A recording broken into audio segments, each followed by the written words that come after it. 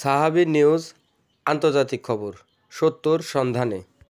Breaking news, ইরানের সর্বোচ্চ ধর্মীয় নেতার মহা হুঙ্কার। দেশ এবং দেশের বাইরে থেকে যারা সাহাবী নিউজ দেখছেন আপনাদের সকলকে অভিনন্দন। আসসালামু আলাইকুম। আমি আছি আপনাদের সাথে সবুজ আহমেদ।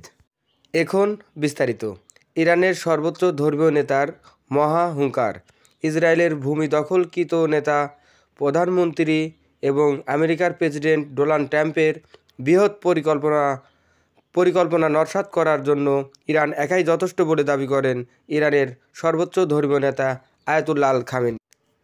আয়াতুল্লাহ আল খামেনি আরও হুঙ্কার দেন যে শুধু তার দেশ ইরানই নয়, বিশ্ব মুসলিমদের দিকে চোখ রাঙালে সেই দেশ পৃথিবীর মানচিত্র থেকে মুছে যাবে বলে দাবি করেন এবং আরও দাবি করেন, আমরা ইরানিবাসী সব সময়ের জন্য যুদ্ধের জন্য প্রস্তুত রয়েছি, কিন্তু সীমা লঙ্ঘন করলে পারমাণবিক বোতাম টিপতে একটুও দ্বিধা করবে না তার দেশ ইরান। সূত্র ইরানি টেলিভিশন।